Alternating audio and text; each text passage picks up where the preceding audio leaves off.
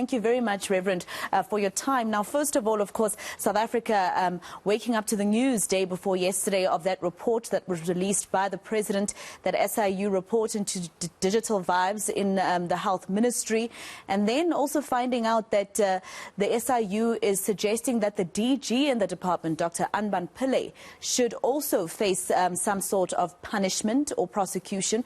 Your reaction as former DG to the news of a DG being involved in corruption?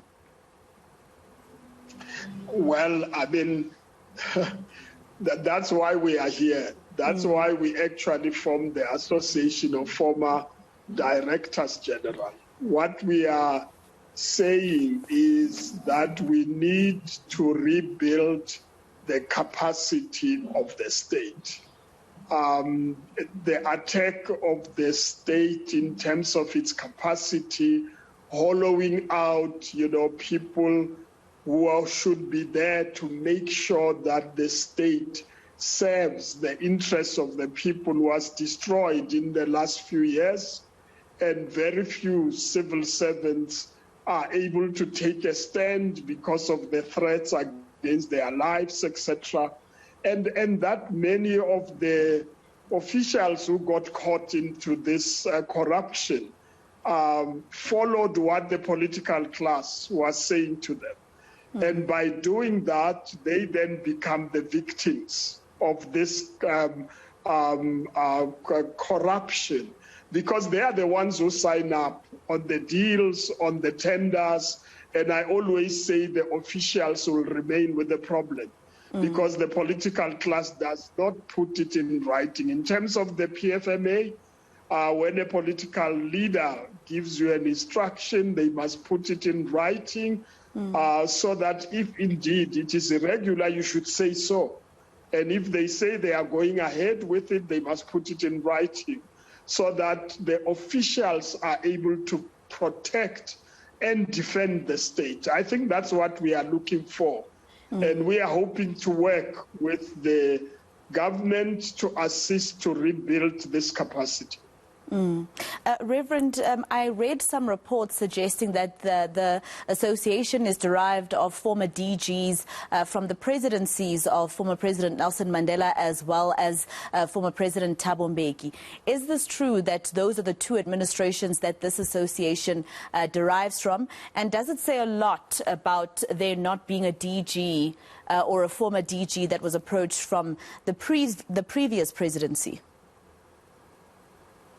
No, we started as the first 27 former directors general who served in the first two administrations, because we were concerned about what is happening in the state, in government. But now, with the launch of the association, all former directors general can join and be part of this association, except that those who join must meet certain requirements.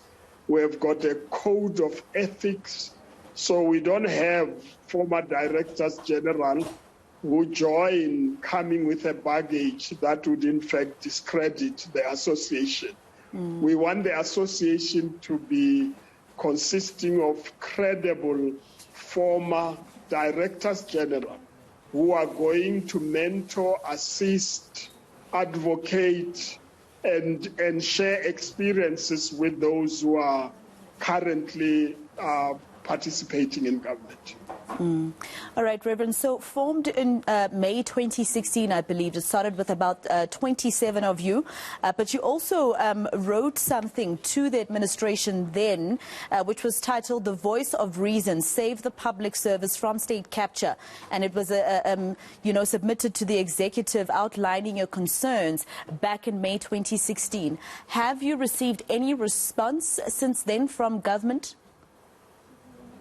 Well, at that time, we sent it to the Minister of Finance, to the Minister for Public Administration, and copied it to the President then and the Deputy President. No, we did not get a response at that time because of the level of the crisis that the political class were facing and the leadership. They were not able to wriggle out of it.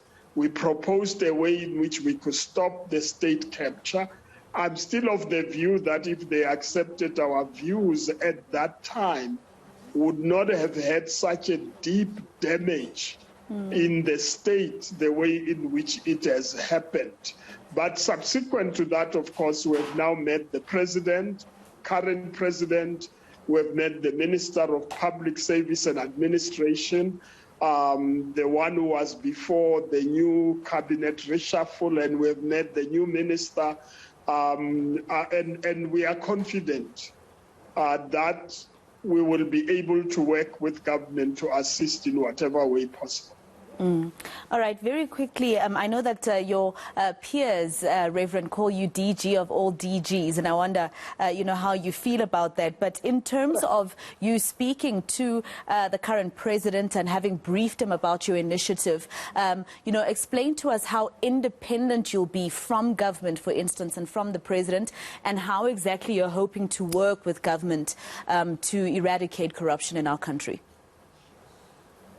No, actually, before we launched this, we studied what these types of associations do and are structured internationally. And we agreed on this format where we have got an association which is independent of government. It's a voluntary association.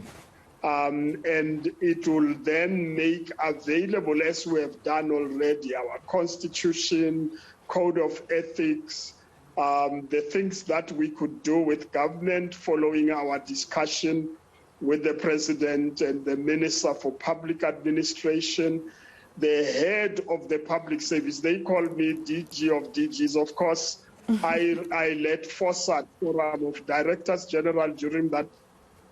And my current successor, who is Pindile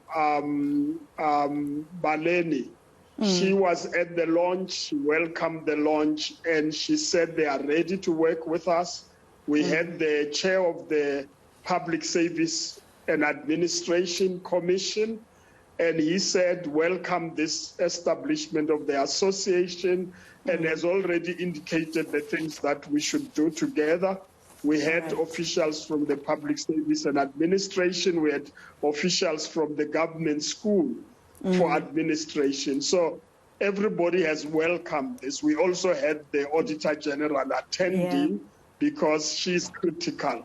So I'm confident that the time has now come for us to turn the ship around, go back to the commitment of clean government, services, quality services to the people, and that will stop seeing, sewer running in the streets and failure of government. We need to stop that.